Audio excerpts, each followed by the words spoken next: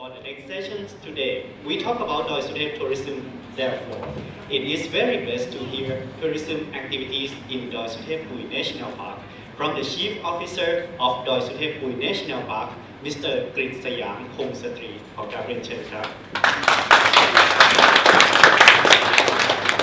ผมจำได้ว่าครั้งที่แล้วน่าจะเป็นเดือนสิงหานะครับน่าจะเป็นเดือนสิงหาเกือบปีหนึ่งที่เข้ามานะครับแล้วก็กับหัวข้อนะครับที่จันเดียได้กรุณากำหนดให้ผมมาพูดนะครับก็คือเรื่องสถานการณ์การท่องเที่ยวในอุทยานแห่งชาติดอยสุเทพปุ๋ยนะครับผมอยากจะสร้างความเข้าใจนะครับกับพวกเราที่อยู่ในห้องประชุมนี้ก่อนครับว่าผมอยากจะให้รู้ทุกแง่ทุกมุมนะครับของอุทยานแห่งชาติดอยสุเทพปุ๋ยก่อนทุกภารกิจของอุทยานแห่งชาติดอยสุเทพปุ๋ยก่อนนะครับก่อนที่เราจะไปพูดถึงการท่องเที่ยวอย่างไรให้ยั่งยืนในเขตอุทยานแห่งชาติดอยสุเทพปุ๋ยเรื่องของ 4.0 เนี่ยผมมองว่ามันก็ยังไกลอยู่นะครับสำหรับการที่จะก้าวไปถึงตรงนั้นว่าการก้าวไปถึง 4.0 เนี่ยมันต้องพัฒนาคนอย่างมากๆเลยนะครับเราเพียงแต่นำนวัตกรรมนำระบบดิจิตอลมาซึ่งมันก็ทั่วโลกเขาใช้กันแต่ว่าคนของเราก่อนที่จะ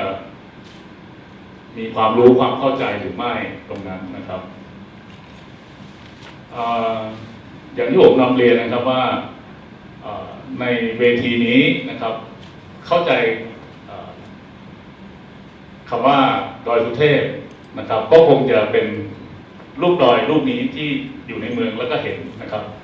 แต่จริงๆแล้วเขตอุทยานแห่งชาติดอยสุเทพเนี่ยนะครับมันก็ครอบคลุมทั้งหมด4อำเภอนะครับผมไม่เข้าใจผมอาจจะอยากจะสร้างความเข้าใจว่าเราคิดตรงกันหรือยังนะครับในแง่ของขอบเขตในการที่จะพูดถึงดอยสุเทพนะครับแต่ในขอบเขตของอุทยานแห่งชาติดอยสุเทพปุ๋ยเนี่ยนะครับตามกฎหมายจริงนะครับก็คือมันครอบคลุมทั้งหมด4อำเภอนะก็คือตั้งแต่ตอนบนเลยนะครับก็คืออำเภอแม่แตงถ้าใครนึกไม่ออกมันก็จะครอบคลุมบริเวณน้ำตกหมอกฟ้าครับตำบลศพเปิงนะครับตกหมอกฟ้านี่สวยมากนะครับเดี๋ยวก็คงจะมีภาพให้เห็นเรื่อยๆนะครับถัดมาก็จะเป็นอำเภอแม่ริมครับอำเภอเมืองนะครับอำเภอแม่ริมก็จะมีโซนน้ำตกแม่สาน้ำตกตาดหมอกอะไรต่างๆแล้วก็โซนสวนพฤกษศาสตร์นะครับโซนโน้นนะครับถัดมาก็สิ่งที่เราเห็นก็คือด้านหน้าของดอยสุเทพเนี่ยก็จะอยู่ในเขตของอำเภอเมืองส่วนด้านหลังของรูปดอยสุเทพเนี่ยก็จะอยู่ในเขตของอำเภอหางดงนะครับทั้งหมด4อำเภอครับแล้วก็น่าแปลกใจนะครับว่าทำไมอุทยานแห่งชาติดอยสุเทพปุ๋ยเนี่ยอย่างที่เห็นนะครับว่าทำไมถึงเป็นอุทยานแห่งชาติลำดับที่24ของประเทศทั้งที่พระราชบัญญัติอุทยานแห่งชาตินะครับมีเมื่อปี 2504 นะครับแล้วก็เราเริ่มสำรวจนะครับสำรวจเบื้องต้นเนี่ยนะฮะการที่เอาดอยสุเทพไปเป็น National Park เนี่ยนะครับคำว่าอุทยานแห่งชาติเนี่ยเราไปนำเอารูปแบบการประกาศเป็นเขตอุทยานแห่งชาติมาจากอเมริกานะครับก็คือเอา Yellowstone Park National Park เนี่ยเป็นโมเดลเป็นต้นแบบในการที่นำมาใช้ในประเทศไทยหลังจากนั้นก็มีพรบอุทยานแห่งชาติออกมาแล้วดอยสุเทพก็เป็นอุทยานแห่งชาติแรกๆนะครับที่เข้ามาสำรวจเบื้องต้นณปี 2504 เป็นต้นมาแต่20 ปีถัดไปถึงจะได้ประกาศได้ด้วยอะไรเพราะว่าดอยสุเทพมันก็จะมีปัญหาเรื่องของผู้ถือครองนะครับในเขตของอุทยานนะครับก็จะมีการสำรวจว่ามีใครถือครองมาก่อนบ้างโดยรอบดอยเนี่ยนะครับเราก็จะไม่อยากไปละเมิดสิทธิ์ตรงนั้นนะครับสุดท้ายจริงๆก็ได้มาประกาศเมื่อปี 2524 แล้วก็เป็นอุทยานแห่งชาติลำดับที่ 24 ของประเทศไทยนะครับพื้นที่ทั้งหมดก็ 160,000 กว่าไร่เท่านั้นเองนะครับ160,000 กว่าไร่เนี่ย ตอนนี้นะครับในกรมอุทยานแห่งชาติสัตว์ป่าและพันธุ์พืชเองเนี่ยก็จะมีการคลาสสิฟายว่าอุทยานไหนเนี่ยเป็นมีเกรด A เกรด B เกรด C และเกรด D ปรากฏว่าอุทยานแห่งชาติดอยสุเทพปุยเนี่ยอยู่ในระดับเป็นอุทยานแห่งชาติเกรด B อาจจะด้วยเนื้อที่อาจจะไม่เยอะมากนะครับหรือว่าการถือครองของราษฎรที่อยู่ในเขตเนี่ยมันน่าจะเยอะนะครับอันนี้ครับผมก็ไม่แน่ใจว่าไครทีเรียที่เขาเอามาเป็นตัวตั้งเนี่ยเขามีอาจจะมีหลายๆอย่างที่มันทำให้อุทยานแห่งชาติดอยสุเทพปุยเนี่ยกลายเป็นอุทยานแห่งชาติเกรด B นะครับแต่ทั้งนี้ทั้งนั้นเราก็ในฐานะหัวหน้าอุทยานเราก็จะมีความมุ่งมั่นที่จะพัฒนาให้มันเป็นเกรด A ให้ได้นะครับสมมุติว่ามันถูกจำกัดด้วยเนื้อที่นะครับวันนี้ในมีพื้นที่ส่วนหนึ่งที่เราอยากจะเป็นพื้นที่ป่าสงวนแห่งชาตินะครับที่มีความสมบูรณ์และเราอยากจะเข้าไปผนวกก็จะนำไปสู่กระบวนการขั้นตอนการคุยกับทางชุมชนต่างๆนะครับเพื่อที่จะขอผนวกขึ้นมาอีกประมาณสักเกือบ100,000 ไร่นะครับก็อาจจะทำให้ไครทีเรียตรงนี้มันบรรลุเข้าไปอาจจะถูกปรับให้เป็นอุทยานชาติเกรด A ก็ได้ในอนาคตนะครับอันนี้คือเป็นเรื่องของในอนาคตก็อุทยานแห่งชาติดอยสุเทพปุยเนี่ยอย่างที่เห็นเป็นก้อนๆเนี่ยนะครับก็คือ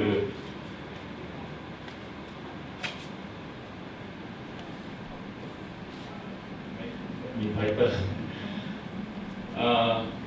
ก็มันจะมี2ก้อนใหญ่ๆนะครับก้อนด้านบนก็คือเป็นก้อนของอำเภอแม่แตงนะครับที่เป็นที่ตั้งของน้ำตกหนองฟ้าส่วนด้านล่างก็จะเป็นอำเภอแม่ริมอำเภอเมืองและอำเภอหางดงนะครับแล้วก็จะมีหน่วยที่ทำหน้าที่คอยดูแลพิทักษ์รักษานะครับป้องกันต่างๆรวมทั้งการให้บริการนักท่องเที่ยวด้วยถ้าเกิดว่าตรงนั้นเนี่ยมี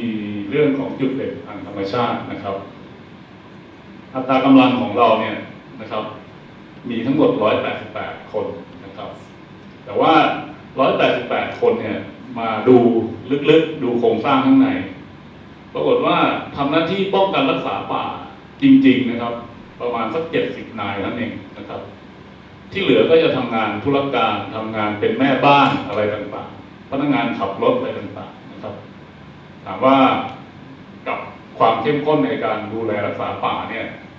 มันก็อาจจะยังไม่เพียงพอนะครับอันนี้มาดูเรื่องของภารกิจของ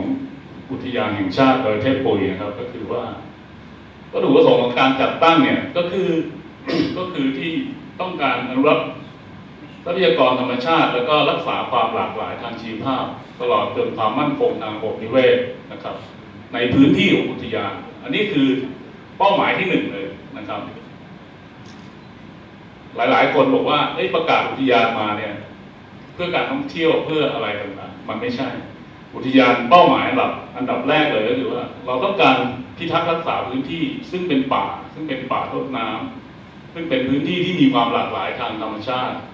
มีความหลากหลายทางระบบนิเวศนะครับส่วนการให้บริการการท่องเที่ยวและนันทนาการเนี่ยก็จะเป็นเรื่องที่รองลงมานะครับพอพื้นที่ที่มันเป็นพื้นที่ธรรมชาติแล้วเนี่ยนะครับมันก็จะต้องเป็นแหล่งศึกษาวิจัยโดยเฉพาะอย่างยิ่งอุทยานแห่งชาติดอยสุเทพปุยเนี่ยเป็นพื้นที่ที่มีนักวิจัยนะครับให้ความสนใจเข้ามาทำศึกษาวิจัยเป็นจำนวนมากนะครับ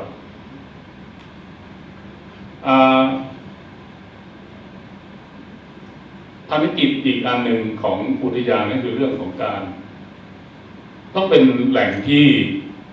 สามารถที่จะเป็นแหล่งที่จะช่วยพัฒนาเศรษฐกิจและสังคมของท้องถิ่นผมคิดว่านะครับเรื่องนี้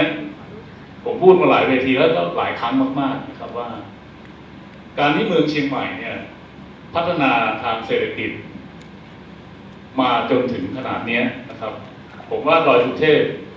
มีส่วนอย่างมากเพราะอะไรฮะผมเป็นคนต่างจังหวัดผมมาเชียงใหม่เนี่ยสิ่งแรกที่ผมคิดถึงก็คือดอยสุเทพ ต้องขึ้นไปกราบพระบรมธาตุดอยสุเทพนะครับเพราะนั้นไม่แปลกฮะนักท่องเที่ยวทั่วไปนักท่องเที่ยวทั้งชาวไทยและชาวต่างประเทศทุกวันนี้ก็ยังคิดเหมือนอย่างนี้เหมือนกันนะครับก้าวแรกที่เข้ามาเชียงใหม่ต้องมาที่ดอยสุเทพนะครับเพราะนั้นดอยสุเทพมีส่วนอย่างมากในการที่จะเป็นแรงดึงดูดเป็นแรงดึงดูดใจเป็นแรงดึงดูดเงินของนักท่องเที่ยวที่เข้ามาเชียงใหม่ผู้มาเยือนเชียงใหม่แล้วก็เงินเหล่านี้ครับมันมาหมุนเวียนพัฒนาเศรษฐกิจของเมืองเชียงใหม่จนเจริญเติบโตมาทุกวันนี้นะครับนี่คือความสำคัญในแง่มุมของเศรษฐกิจนอกจากนั้นเนี่ยเรื่องของการส่งเสริมการมีส่วนร่วมจากทุกภาคส่วนนะครับไม่ว่าจะเป็นประชาชนทั่วไปนักวิชาการหรือนักเรียนนักศึกษาอะไรต่างๆที่ต้องเข้ามานี่คือเป็นบทบาทใหม่นะครับที่เพิ่งมาถูกกำหนดไว้ในแผนพัฒนาเศรษฐกิจแล้วก็กำหนดไว้ในรัฐธรรมนูญฉบับหลังๆที่ผ่านมานี่เองนะครับว่าเรื่องของการมีส่วนร่วมนะครับต่อไปเนี้ยนะครับการส่งเสริมการมีส่วนร่วมจากภาคประชาชนหรือทุกภาคส่วนเนี่ยอาจจะขยับขึ้นไปอยู่ในลำดับต้นๆก็ได้นะครับพูดถึงเรื่องการปลูกป่าวันที่7 สิงหาเนี่ยนะครับถ้าใครว่างก็เชิญนะครับมีกิจกรรมการปลูกป่าของอุทยานเหมือนกันนะครับก็ถ้าใครสถานที่ก็คือไร่สตรอเบอรี่ที่ใหญ่ที่สุดในโลกนะครับก็เกิดจากการเจรจาขอคืนพื้นที่ถ้าใครนึกไม่ออกลองหลับตานึกว่าทางไปสวนพฤกษ์ครับเลยน้ำตกแม่สาไปหน่อยนึงด้านขวามือจะเป็นสวนไร่สตรอเบอรี่ที่ใหญ่ที่สุดในโลกปรากฏว่าเราไปขอตรวจสอบเอกสารสิทธิ์นะครับเขาไม่มีเอกสารสิทธิ์ใดๆและอยู่ในเขตอุทยานแห่งชาติดอยสุเทพปุยผมก็เลยต้องไปเจรจาเขาก็ยินดีนะครับยินดีที่จะคืนพื้นที่ตรงนั้นผมก็เลยจัดกิจกรรมปลูกป่าในวันที่7 สิงหานะครับโดยมีท่านผู้ว่าการจังหวัดเชียงใหม่เป็นประธานนะครับถ้าใครว่างก็เชิญนะคุณพิชาติเชิญนะครับ เชิญไปปลูกป่าด้วยกันนะครับก็ที่ผ่านมานะครับเรื่องของไฟป่านะครับการจัดการไฟป่าอย่างที่เห็นว่าปีก่อนว่าหน้าโน้นน่ะที่ไฟไหม้ช่างเทียนที่รุนแรงที่สุดนะครับภาพข่าวที่ออกไปนี่มันดูรุนแรงถ่ายจากคอนโดเห็นแบบชัดเจนมากมายนะครับ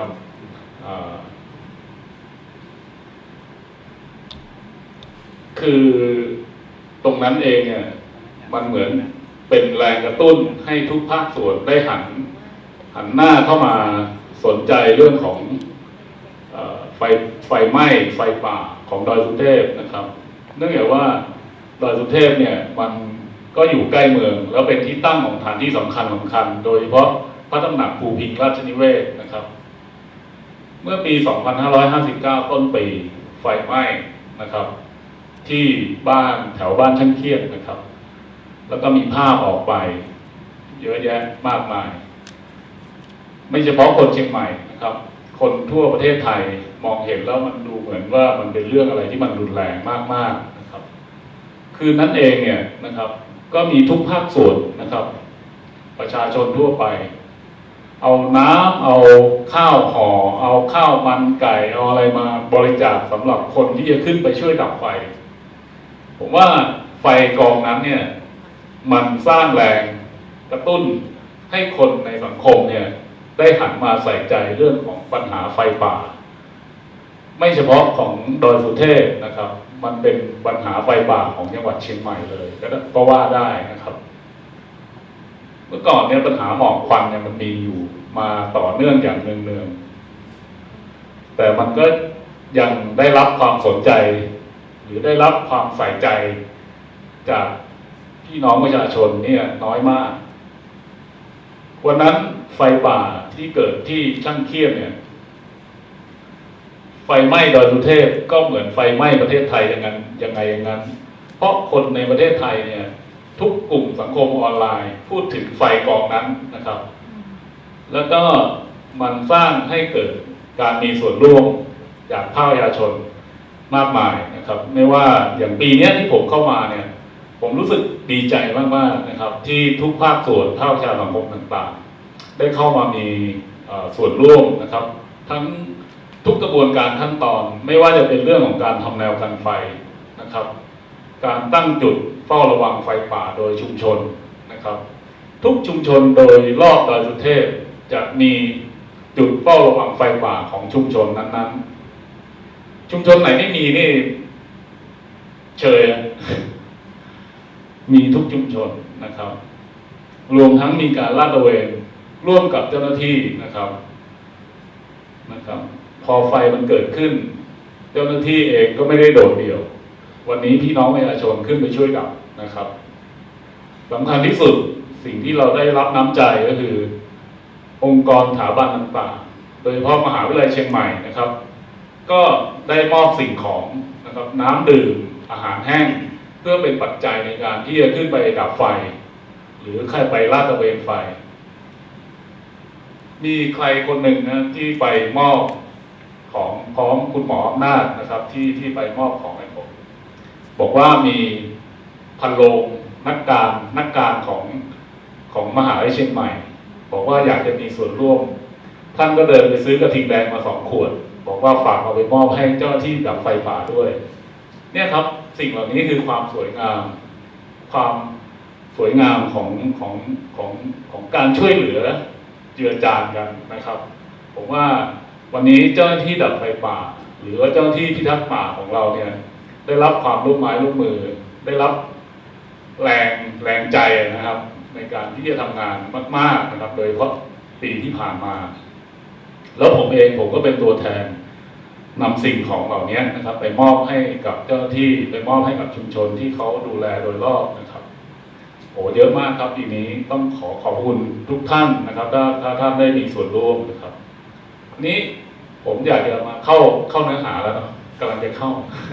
ขอเวลาอีก3 นาที มาพูดถึงสถานการณ์การท่องเที่ยวในอุทยานแห่งชาติดอยเทพปุยก็จะพูดถึงในเรื่องของสถิติเรื่องของลักษณะของการท่องเที่ยวดีกว่านะไม่ใช่สถานการณ์นะลักษณะของการท่องเที่ยวนะครับสถานที่ท่องเที่ยวของอุทยานแห่งชาติดอยเทพปุยเนี่ยผมแบ่งออกเป็น3 กลุ่มนะครับกลุ่มที่อยู่ในเขตอำเภอเมืองอำเภอแม่ริมและอำเภอแม่แตงนะครับอันนี้คือน้ำตกคู่บ้านคู่เมืองของเมืองเชียงใหม่อันนี้เป็นภาพในน่าจะเป็นอดีตมากๆแล้วนะครับเพราะว่าวันนี้น้ำเนี่ยมันก็ค่อนข้างร่อยหรอนะครับถูกใช้ไปบนดอยเยอะแยะมากมายอยากจะฝากท่านนักวิชาการหรือว่าคนเชียงใหม่หรือไม่ใช่คนเชียงใหม่ในที่นี้ฝากให้เป็นโจทย์หน่อยว่าทำยังไงเราจะให้น้ำตกห้วยแก้วน้ำตกซึ่งเป็นน้ำตกคู่บ้านคู่เมืองของเราเนี่ยได้กลับมามีความใสสะอาดอย่างนี้อีกนะครับลำพังหัวหน้าอุทยานแห่งชาติดอยเทพปุยก็คงไม่ไหวต้องอาศัยทุกภาคส่วนนะครับอันนี้ผาเงิบวังโบบานนะครับหลายๆคนเห็นอยู่ใกล้ๆขับรถผ่านไปผ่านมาลองแวะไปดูฮะผมว่ามันเป็นอีกที่หนึ่งที่ท่านสามารถไปพักผ่อนหย่อนใจได้นะครับถัดขึ้นไปอีกนิดนึงนะครับน้ำตกมณฑาทานเข้าไปก็จะเห็นความร่มรื่นมีสนามหญ้าเขียวๆนะครับมีน้ำตกชั้น1ชั้น2มีเส้นทางศึกษาธรรมชาติซึ่งได้รับความร่วมมือจากมูลนิธิไทยรัฐป่าเขามาสนับสนุนเงินงบประมาณในการสร้างเนเจอร์เทรลตรงนั้นนะครับน้ำตกมณฑาทานขับรถไป10 นาทีก็ถึงแล้วขอเชิญนะฮะขอเชิญทุกท่านนะครับโดยเฉพาะหน้านี้ท่านจะเห็นน้ำเยอะนะครับถ้าท่านไปตอนหน้าแล้งท่านอาจจะนะครับก็เรียนเชิญสำคัญที่สุดนะครับวัดพระธาตุดอยสุเทพก็เป็นแหล่งท่องเที่ยวจุดหลักนะครับในการที่ทุกคนจะเข้ามาตรงนี้นะครับถัดขึ้นไปก็จะมีพระตำหนักภูพิงราชนิเวศน์แล้วก็มีสันกู่นะครับ ตอนนี้ตรงยอดดอยปุยนะครับอุทยานแห่งชาติดอยเทพปุยนะครับมีสร้างเส้นทางศึกษาธรรมชาตินะครับมีป้ายสื่อความหมายต่างๆนะครับท่านสามารถที่จะไปเดินเที่ยวนะครับตอนนี้ได้รับความนิยมมากๆนะครับเป็นเส้นทางที่ขอย้ำนะว่าเป็นเส้นทางที่ค่อนข้างโรแมนติกนะผมว่าเดินเข้าไปเนี่ยโอ้โหถนนมีตะไคร่น้ำสีเขียวนะครับท่านเดินลอดซุ้มต้นไม้มีเถาวัลย์ระโยงระยางอะไรเงี้ยนะครับมีเสียงนกแว่วๆมาอะไรเงี้ยผมว่ามันเป็นเส้นทางที่อยู่ใกล้นิดเดียวแต่ถามว่าคนเชียงใหม่ยังไม่ค่อยรู้จักมากนักนะครับนักท่องเที่ยวชาวต่างชาตินิยมมากนะครับตรงบริเวณเส้นทางศึกษาธรรมชาติบนยอดดอยปุยนะครับอยากจะให้ทุกท่านได้ไปเที่ยวชมนอกนั้นบ้านมงนะครับบ้านมงดอยปุยบ้านมงขุนช่างเคียนซึ่งณปัจจุบันเนี่ยเป็นจุดสำคัญที่นักท่องเที่ยวจะ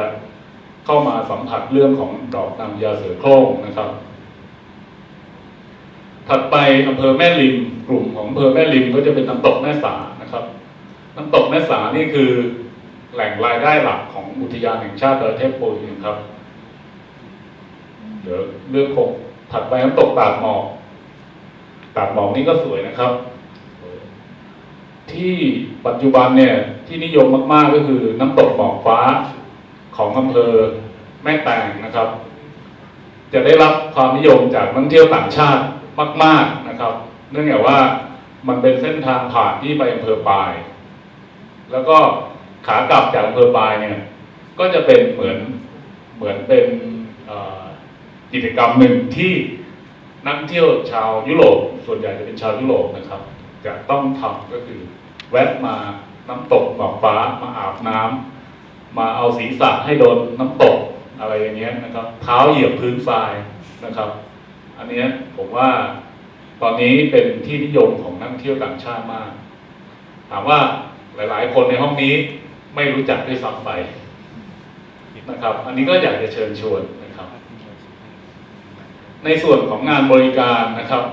ของอุทยานแห่งชาติดอยเทพปุยเราก็มีทั้งบ้านพักนะครับมีลานกางเต็นท์นะลานกางเต็นท์ที่ยอดดอยปุยตอนนี้นะครับเป็นที่นิยมเหมือนกันปัจจุบัน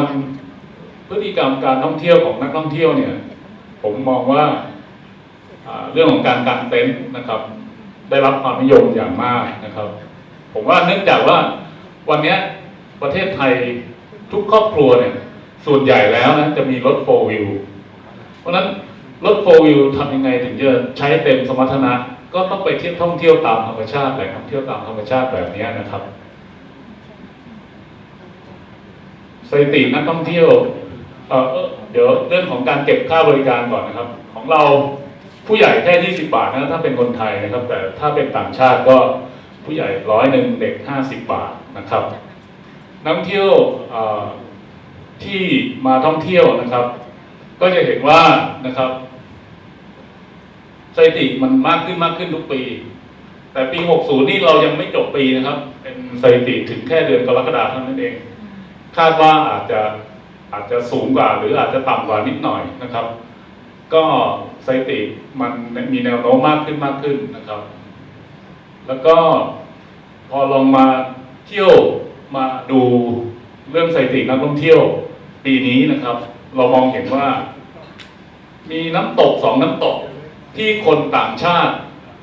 เที่ยวมากกว่าคนไทยส่วนน้ำตกแม่สาก็เราเป็นที่ทราบอยู่แล้วก็คือเป็นส่วนใหญ่ก็จะเป็นคนไทยกับพี่น้องไทยใหญ่นะครับในการที่มาท่องเที่ยวแต่ว่าเราสังเกตดูว่าน้ำตก2 น้ำตกมีนักท่องเที่ยวต่างชาติมากกว่าคนไทยนะครับเนื่องจากเราสังเกตดูสภาพของน้ำตกก็คือความเป็นธรรมชาติของน้ำตกมณฑาทานกับน้ำตกหมอกฟ้าเนี่ยมันดูเหมือนมีความเป็นธรรมชาติแต่ว่าน้ำตกแม่สาเนี่ยมันดูเหมือนมีความสะดวกความเป็นธรรมชาติมันมีแต่มันสะดวกมากกว่าเพราะฉะนั้นเราจะมองถึงว่าพฤติกรรมการท่องเที่ยวของนักท่องเที่ยวชาวไทยเนี่ยต้องการความสะดวกแต่นักท่องเที่ยวชาวต่างชาติเนี่ยไม่กังวลเรื่องของความสะดวกมากนะ แต่ให้ความสนใจในเรื่องของความเป็นธรรมชาติมากกว่านะครับการที่เมืองเชียงใหม่นะครับได้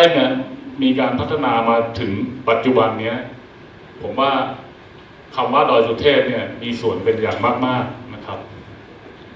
แล้วก็การที่จะทำให้การท่องเที่ยว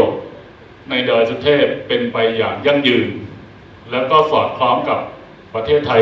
4.0 นะครับผมว่ามันต้องเริ่มจากที่คนก่อนนะครับแล้วก็หลายๆเรื่องนะครับหลายๆปัญหา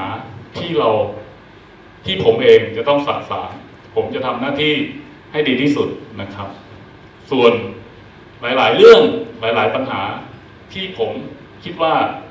ผมคนเดียวคงทำไม่ได้ผมก็ต้องอาศัยพวกท่านต้องมาช่วยผมนะครับวันนี้ดอยสุเทพไม่ใช่ของกรมอุทยานแห่งชาติสัตว์ป่าและพันธุ์พืชดอยสุเทพไม่ใช่ของกระทรวงทรัพยากรธรรมชาติและสิ่งแวดล้อมแต่ดอยสุเทพเป็นของเราครับแล้วก็อยากจะให้พวกเราเนี่ยได้เข้ามามีส่วนร่วมนะครับไม่ว่าปัญหาต่างๆนานานะครับสิ่งที่ผมอยากแก้อยากให้เห็นความเป็นระเบียบเรียบร้อยอยากจะให้เห็นความสง่างามตั้งแต่ทางขึ้นเลยบริเวณหน้าครูบาทำยังไงจะให้เกิดความเป็นระเบียบเรียบร้อยทำยังไงให้เกิดความสง่างามถัดขึ้นไปนิดเดียวศาลาชมวิวตอนนี้โอ้โหพ่อค้าแม่ค้าเริ่มจะมาสร้างสลัมริมถนนอีกแล้วเราจะทำยังไงเราจะมาช่วยกันจุดใหญ่หน้าวัดพระธาตุดอยสุเทพความเป็นสง่าราศีของวัดพระธาตุดอยสุเทพมันถูกกบด้วยความไม่เป็นระเบียบเรียบร้อยของร้านค้าบริเวณข้างหน้าเราจะทำยังไงโจทย์นี่คือโจทย์นะครับไม่ใช่โจทย์ของผมคนเดียวโจทย์ของพวกเราทุกคนที่อยู่ในห้องนี้นะครับผมก็ขอจบการบรรยายเพียงเท่านี้นะครับแล้วก็จะต้องมีภาคคำถามไหมหรือยังไงนะครับเดี๋ยวภาคคำถามจะเป็นหลังจากบรรยายหลังที่2ค่ะโอเคครับเพราะนั้นจริงๆสไลด์ผมยังไม่จบนะแต่ว่าผมขอจบการบรรยายเพียงเท่านี้ครับผมขอบคุณมากครับครับสวัสดีก็ขอบคุณท่านหัวหน้ากฤษยามากนะคะอย่างที่บอกเนาะเรื่องราวดอยสุเทพเนี่ยมันมีประวัติยาวนานฉะนั้นวันนี้หัวหน้าพูดได้ไม่หมดแน่นอนนะคะในลำดับต่อไปค่ะเป็นการบรรยายเรื่องราวเกี่ยวกับการฟื้นฟูป่ากับการท่องเที่ยวนะคะจากอาจารย์ประจำภาควิชาชีววิทยาคณะวิทยาศาสตร์มหาวิทยาลัยเชียงใหม่และอาจารย์ก็ยังเป็นผู้ร่วมก่อตั้งและผู้อำนวยการหน่วยวิจัยการฟื้นฟูป่าด้วยนะคะ Our next presenter is a faculty member of the Department of Biology, Chiang Mai University. He is also a co-founder and co-director of Forest Restoration Research Unit.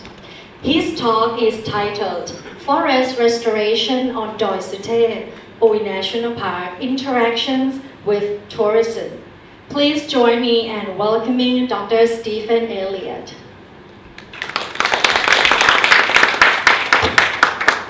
Good morning, everybody. I'm from as they just said, the Forest Restoration Research Unit of Chiang Mai University. And what I'm going to do today is to show you just a few photographs. I've been with the university for 30 years, and teachers in the university are quite lazy. When they find a good place to take their students, they tend to take the students back to the same place year after year after year. Because once you found a good place, why change, right? But what this has enabled me to do is to take photos that have spanned considerable time periods.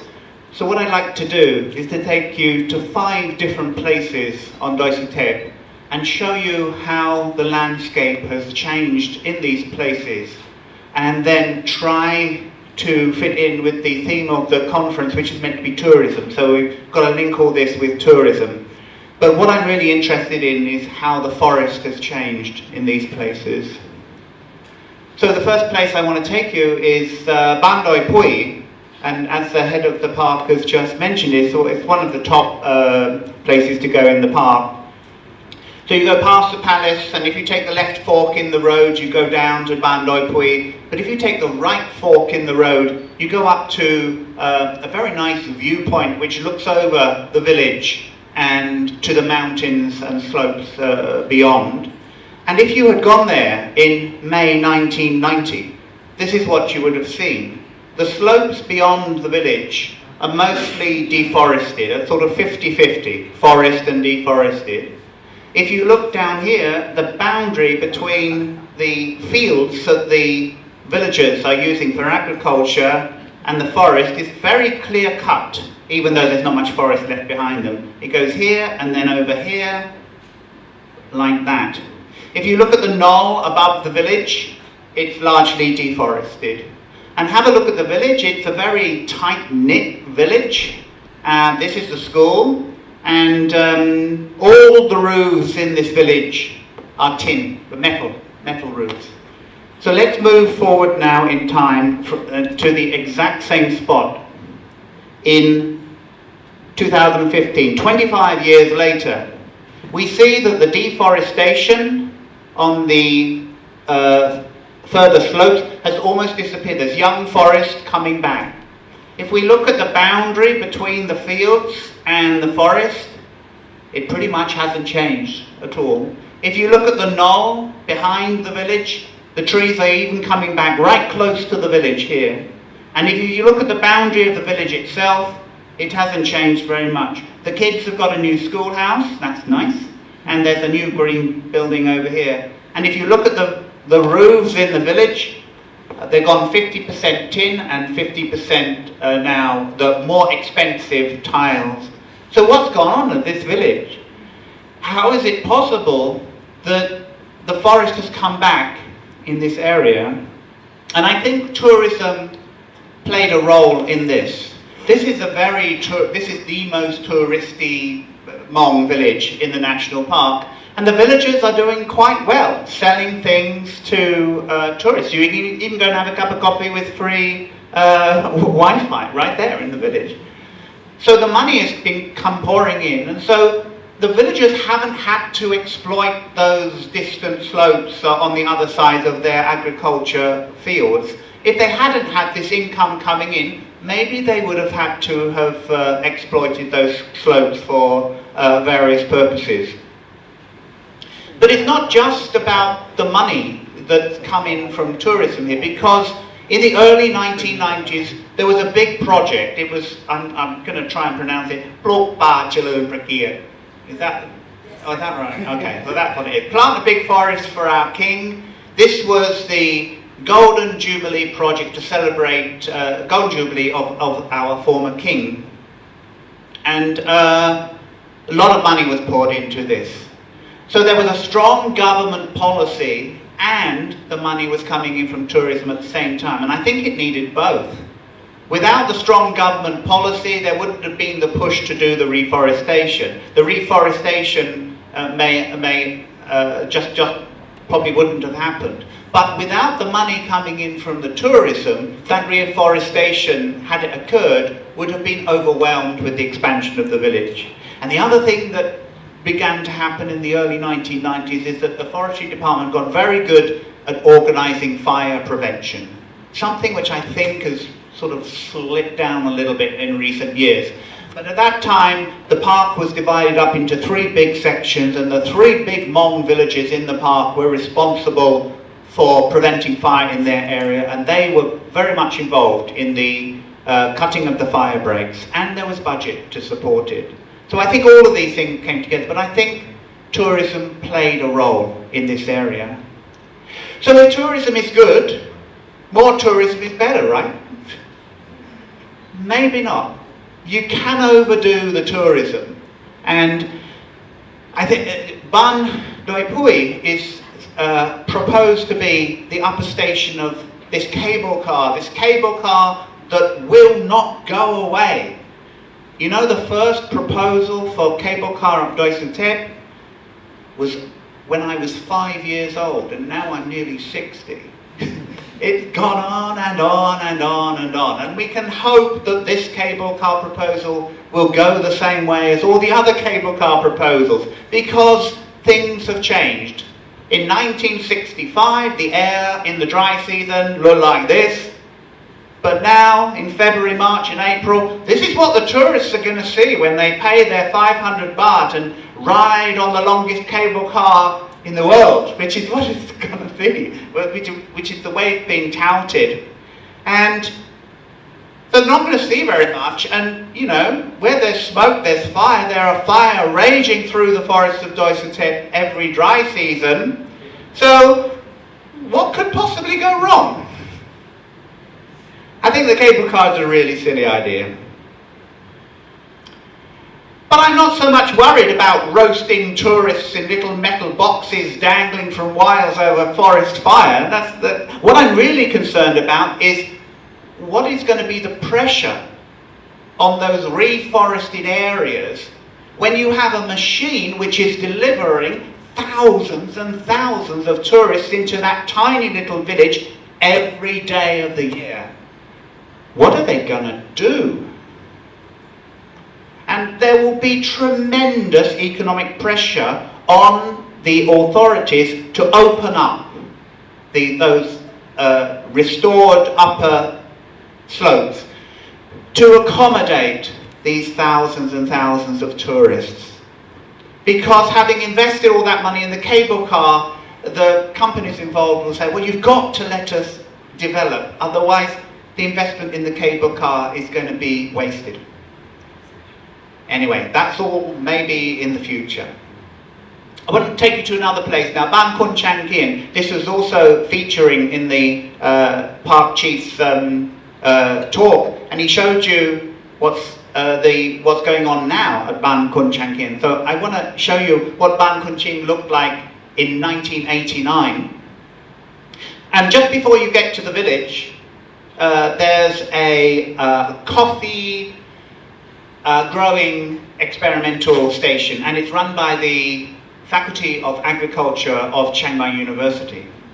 Now, back in 1989, you could not buy a decent cup of coffee in Chiang Mai. It's very difficult to remember that in anybody who's younger than 30 won't be able to remember that you go into a restaurant and all you get is a cup of Nescafe. Go into the supermarket, there was only one supermarket, Tantrapan Tape was the supermarket. Go into Tantrapan Tape, you can only buy Nescafe. Forget about your roasted coffee beans and your Huawei coffee and your Doi Chang coffee. It didn't exist. We had to learn how to grow it. So this was set up so that today you can walk down any road in Chiang Mai and have a really decent cup of coffee. And this is what it looked like. So 1989, the coffee bushes are just going in. I want you to look at the building with the red arrow and look at the kink in the road there. There's a little trackway that runs up the top. Now we're going to zoom in. I don't have an identical picture for this, so we've got to zoom in and go forward in time. Zoom in and go forward in time. There are the arrows. You can just about see the building in the distance. There's the side of the track. And if you go to this point now and look to the left, this is what you see. You can't actually see the coffee trees anymore. So the forest has been allowed to regenerate in this area. The coffee trees are still there, but I get the feeling that the Faculty of Agriculture is not really doing intensive research here anymore. We know how to make a decent cup of coffee in Chiang Mai. So, so the forest has been allowed to come back. So a lot of this is natural regeneration. Nobody's planted these trees, but some of the trees were planted, especially these ones, the pink trees that we've just seen in the previous presentation. Prunus cerassoides, that's what the Latin name is. It is a wild tree. It is an indigenous tree of Doi Suthep. This is no imported exotic. This is the genuine forest tree of Doi Suthep, and it's a wild cherry tree, and every January and February they flower, and this attracts thousands of tourists. And now the villagers, this is a recent thing, somebody put this on Facebook about 5 or 6 years ago, and since that, whoever did it, since that Facebook posting, no, I didn't do it,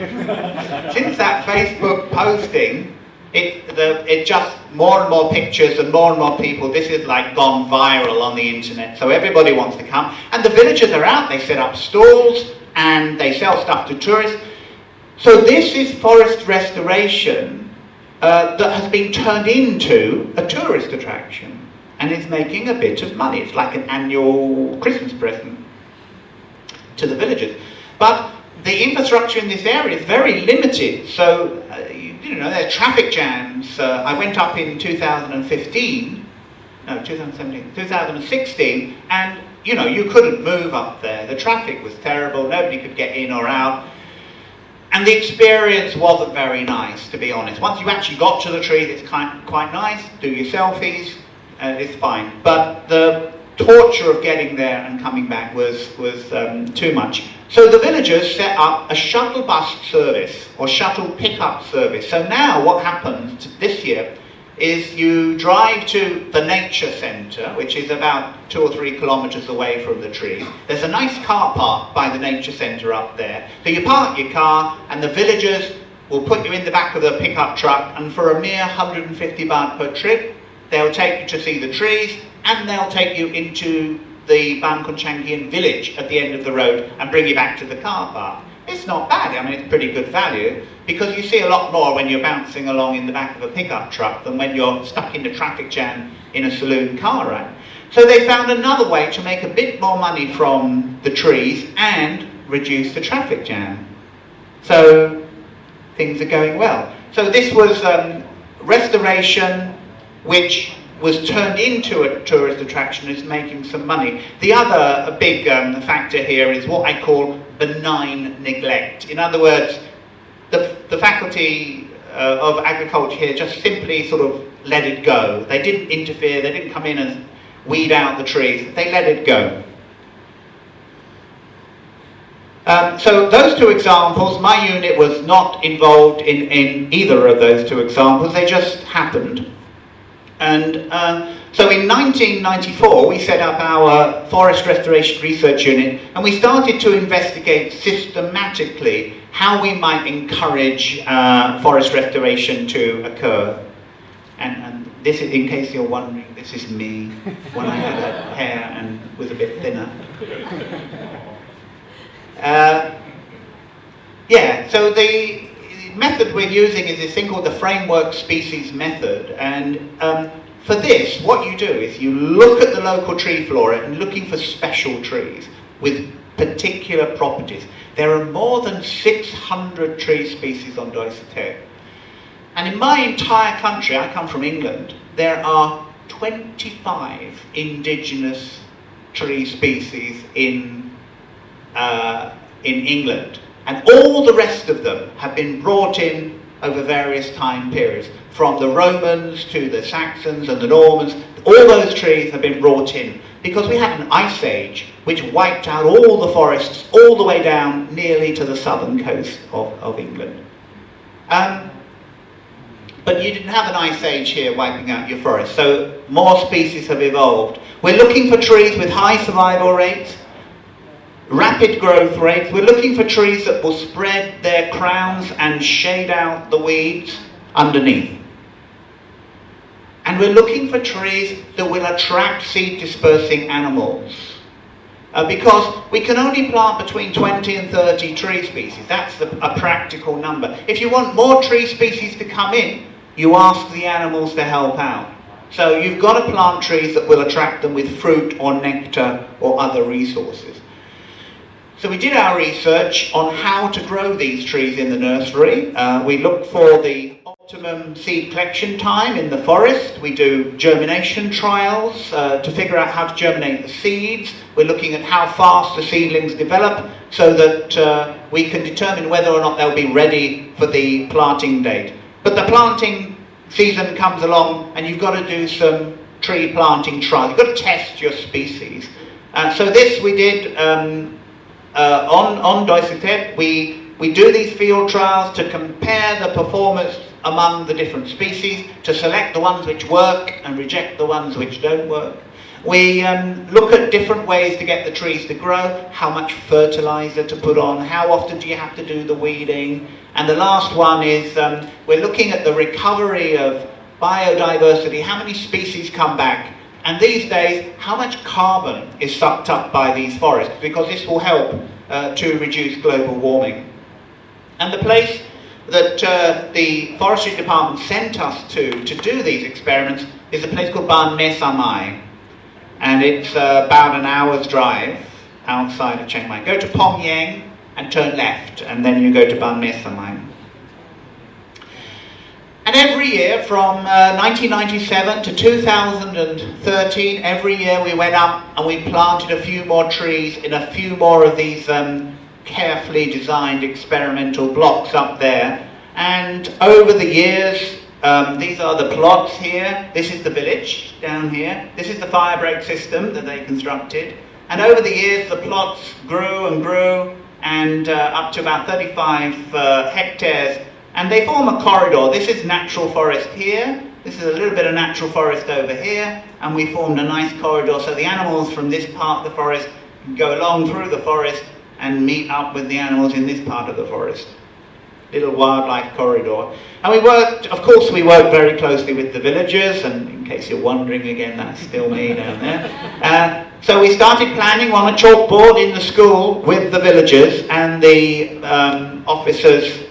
from the national park. And here's my co-founder, Ajahn Wilaiwan, from years ago. She's retired now. And it wasn't difficult to work with the villagers. They had a conservation club. They were fed up with all these eucalyptus trees they were being given at the time by the forestry department. They wanted to plant something new, and they had already decided to give up 50 hectares for the Pluk Pa Jalon Prakiat project. So no problem with working with them in the beginning. In May 1988, up the top above their village, this is what you would have seen. Massive fires at that time had wiped out the vegetation in this area. And I want you to take note of the crown of this tree here and the zigzag in this pathway here, because guess what? We're going to zoom in and move forward in time to 2016. That is still the crown of that tree in the distance. This is the zigzag that I was talking about. Everything on the left was planted in 2001 and was 15 years old at the time of this picture. Everything to the right was planted in 2007 and was 9 years old. There's no doubt that the framework species method works and has completely transformed the scenery, the landscape above the village. This is planting day 2006. This is the former head of the national park here. That's still me. You notice I'm hiding my bald spot but with a hat by this time. And then you've got the villagers with their Wellington boots on. You've got the forestry department guys, the national park guys in their uniforms. A big collaborative effort. These are the trees going into the ground with the bamboo poles. But look at what the landscape looks like. A few burnt, horrible trees up here, no leaves. And how can you possibly change this? Well, in 2 years later, the exact same spot, you can't recognise it because the trees are all over the place. In 2 years later at that spot, the canopy has closed. And 10 years later, you've got something with the look and feel of a natural forest. But look at all the seedlings coming up here. Look at the natural regeneration going on. Remember those animals I said would come in and drop the seeds of everything else? That's exactly what's happening. Oh, this is Golf. Look, he's over there. He's over here. Not wearing his orange t-shirt today. So, of course, we're doing all our research in these plots. We're trying to find out which species work, the good ones with the high performance and the not so good ones with the poor performance. In this particular experiment, we're comparing organic fertilizer with chemical fertilizer. And, well, I'm sorry to say, all you organic enthusiasts out there, I'm sorry, but the chemical work best in this case. But it doesn't always work best. In other sites, organic fertilizer works better. What about the carbon we were talking about. Are we going to make an impact on global warming? We measured the carbon levels. This is tons of carbon per hectare. Tons of carbon per hectare. And in that Padong Seng forest, it works out about 180 tons per hectare. Then we measured the carbon in restoration plots of different ages. This is my PhD student did this. And what she found is if you project this forward, the prediction is that the carbon levels in the forest will return to normal in 16 years. So forest restoration is not as difficult as certainly as people were making out 20 years ago when we started. The structure of the forest comes back. We have a nice overstory here. We have a development of an understory here. The structure is good, and as the structure of the forest increases in complexity, so different animals come in to exploit the different niches that are created by that structure. And the birds flooded back. We started off with 34 birds in the area of that blasted landscape. It's difficult to imagine how 34 bird species were surviving up there, but they were. But it jumped up to 88 species in 6 years, and they brought in the seeds of about 72 species, which we did not plant. So we're not counting the 30 that we plant. If you count the 30 that we plant and the 72 that came in, then you're up to more than 100, more than 4 times the number of species that occur in my entire country were coming up in these plots.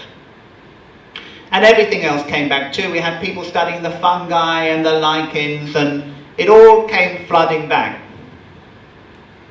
Yes?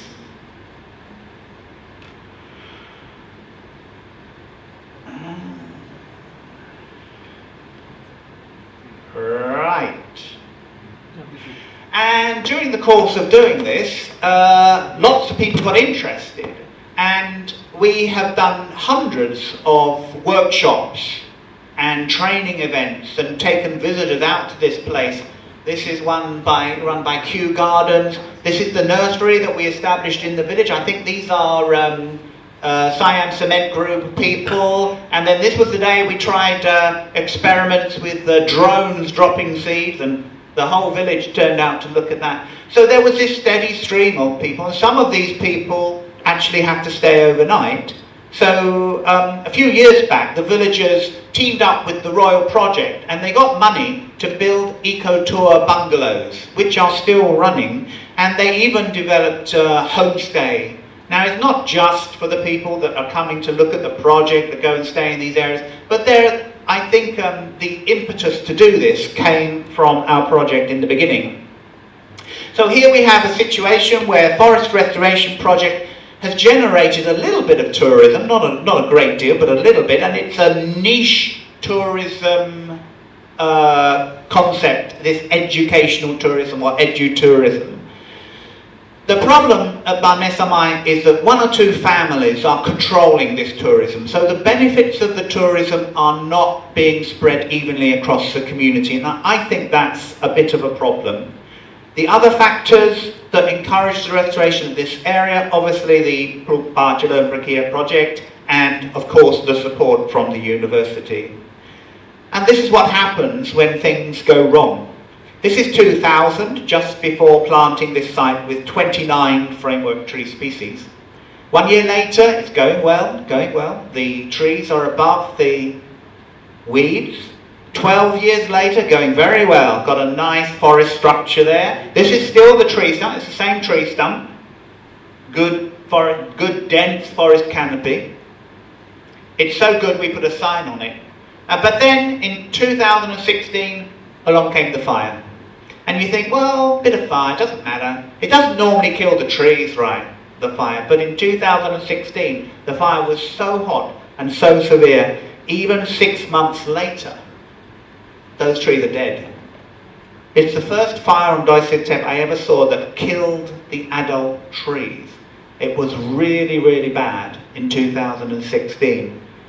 Why? Because the forest fire prevention system that had been working so well up until 2013 just didn't operate. The villagers took the money for fire prevention, and they didn't actually do the fire prevention. Plus, of course, it was the second year of a really bad drought. So nature wasn't on our side, but there was also breakdown in the organisation of the community to effectively carry out fire prevention. And just round the corner, somebody moved onto the land. This is a plot we planted in 2009. By 2012, they had, these are trees that we planted, but all this which we had also planted was gone. And by the sign had been torn down and thrown in the by the side of the road. So what's going on? Are the villagers rebelling against all this forest restoration? Well, some of them are, but at the same time, we stopped planting trees in this area in 2013. In 2014, 15 and 16, the villagers said, well, we don't need your money anymore from Foru or from Chiang Mai University. We're going to do it on our own. And they marched up the hill and they had their own tree planting. So what's going on? Some of the villagers are tearing down the forest and allowing it to burn. Some of the villagers are marching up the hill and planting more trees. It's a very, very complicated situation. The politics of the village and the interactions with the national park and with us and with the changing, and also remember the benefits of the tourism is not being spread evenly across the community. I think that's a factor. So now we go up to a tour location that's been in existence a few years. Montgem. You've all gone and had your lunch at Montgem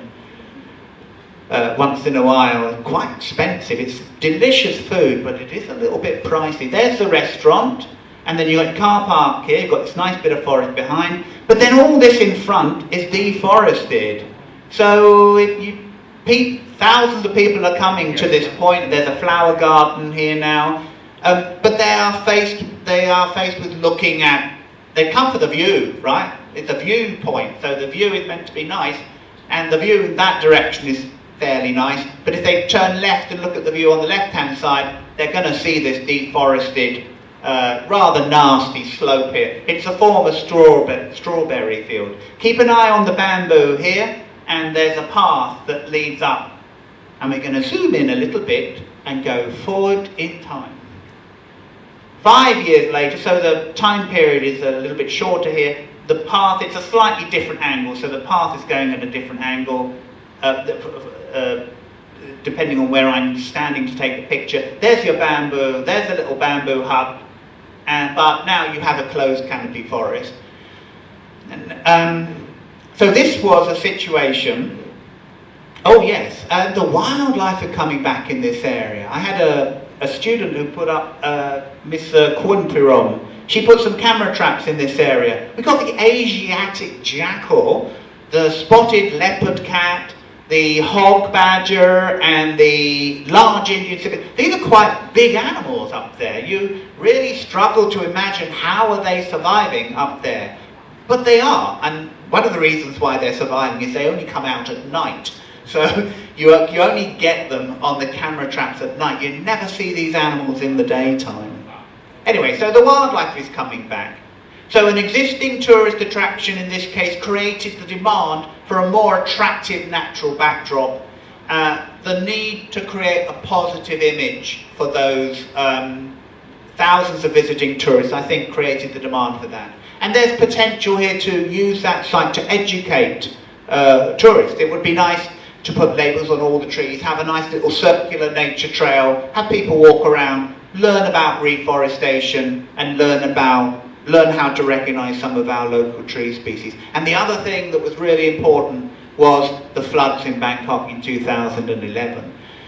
So again, we have a situation where there's a bit of tourism going on, but it's a strong government policy, a strong government statement saying we need to restore the upper northern watersheds. And at the same time, this attracted money. So Plant a Tree Today Foundation and the Rajapruk Institute Foundation, all these organisations started pouring money into forest restoration, which certainly was not happening when we started our unit in the early 1990s. It was very, very difficult to persuade anybody to give us money at that time.